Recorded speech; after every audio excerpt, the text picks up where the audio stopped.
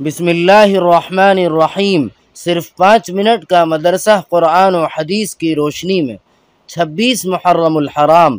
Number 1، اسلامی تاریخ۔ حضرت اسحاق علیہ السلام کی خصوصیت و عظمت۔ حضرت اسحاق علیہ السلام اللہ تعالیٰ کے جلیل القدر نبی اور بہت ساری صفات کے مالک تھے۔ قرآن کریم نے ان کی نیکی و شرافت، نبوت و رحمت اور بلندی و عظمت کی شہادت دی ہے۔ انہیں یہ فضیلت و خصوصیت حاصل ہے کہ بنی اسرائیل کے سارے انبیاء انہی کی نسل سے ہیں۔ تاریخ سے معلوم ہوتا ہے کہ تقریباً 3500 انبیاء ان کی نسل میں پیدا ہوئے۔ اس کے ساتھ مسجد اقصیٰ جیسی عظیم الشان مسجد کی تعمیر کا شرف بھی انہی کو حاصل ہے۔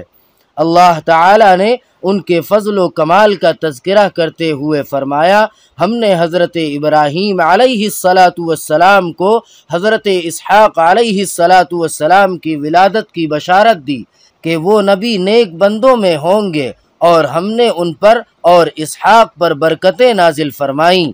ان کی پیدائش سرزمین عراق میں ہوئی، مگر پوری زندگی ملک شام میں رہے، اور 160 سال یا 180 سال کی عمر میں وفات پائی، اور اپنے والد محترم کے برابر میں مدینۃ الخلیل میں دفن ہوئے۔ نمبر 2، حضور صلی اللہ علیہ وسلم کا معجزہ۔ حضرت فاطمہ رضی اللہ تعالی عنہا کے چہرے کا روشن ہو جانا۔ ایک مرتبہ حضرت فاطمہ رضی اللہ تعالی عنہا آپ صلی اللہ علیہ وسلم کے پاس تشریف لائیں، اور بھوک کی وجہ سے ان کا چہرہ پیلا ہو رہا تھا۔ آپ صلی اللہ علیہ وسلم نے ہاتھ اٹھا کر ان کے لیے دعا کر دی۔ حضرت عمران رضی اللہ تعالی عنہ کہتے ہیں کہ میں نے دیکھا حضرت فاطمہ رضی اللہ تعالی عنہا کا چہرہ سرخ اور روشن ہو گیا۔ یہ واقعہ پردہ کی آیت نازل ہونے سے پہلے کا ہے۔ نمبر 3، ایک فرض کے بارے میں، تمام رسولوں پر ایمان لانا۔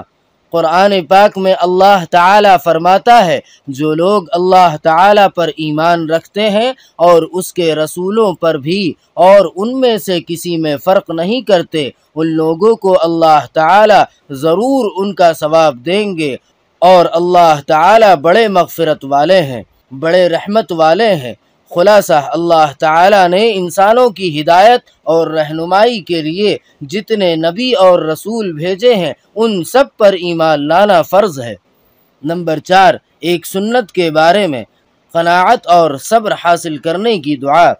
رسول اللہ صلی اللہ علیہ وسلم قناعت کے لیے یہ دعا فرماتے تھے، اللہم قنعنی بما رزقتنی وبارک لی فیہ۔ ترجمہ، اے اللہ، تو نے جو رزق مجھے دیا ہے اس پر صبر و قناعت عطا فرما، اور اس میں میرے لیے برکت عطا فرما۔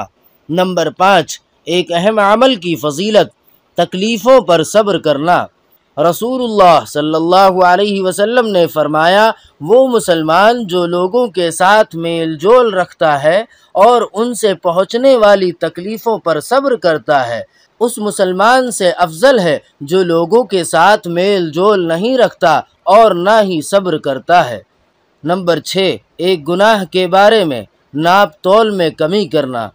قرآن پاک میں اللہ تعالیٰ فرماتا ہے، بڑی بربادی ہے ناپ تول میں کمی کرنے والوں کے لیے، کہ جب لوگوں سے کوئی چیز ناپ کر لیتے ہیں تو پورا بھر کر لیتے ہیں، اور جب لوگوں کو کوئی چیز پیمانے سے ناپ کر یا وزن کر کے دیتے ہیں تو اس میں کمی کر دیتے ہیں۔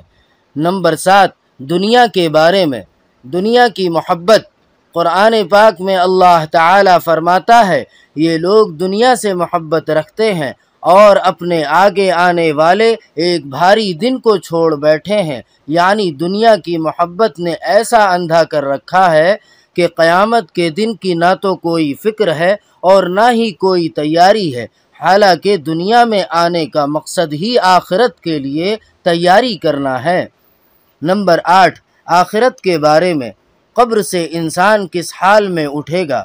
رسول اللہ صلی اللہ علیہ وسلم نے فرمایا، ہر بندہ قبر میں اسی حالت میں اٹھایا جاتا ہے جس حالت میں اس کا انتقال ہوتا ہے مومن اپنے ایمان پر اور منافق اپنے نفاق پر اٹھایا جاتا ہے۔ نمبر 9، طب نبوی سے علاج، کھجور سے پسلی کے درد کا علاج۔ رسول اللہ صلی اللہ علیہ وسلم نے فرمایا، کھجور کھانے سے قولنج نہیں ہوتا۔ فائدہ، پسلی کے نیچے ہونے والے درد کو قولنج کہا جاتا ہے۔ نمبر 10، نبی صلی اللہ علیہ وسلم کی نصیحت۔ رسول اللہ صلی اللہ علیہ وسلم نے فرمایا، جب تم میں سے کوئی اپنے بھائی سے ملاقات کرے تو اس طرح سلام کرے، السلام علیکم ورحمۃ اللہ وبرکاتہ۔ سبحان ربک رب العزت عما یصفون وسلام علی المرسلین والحمد للہ رب العالمین۔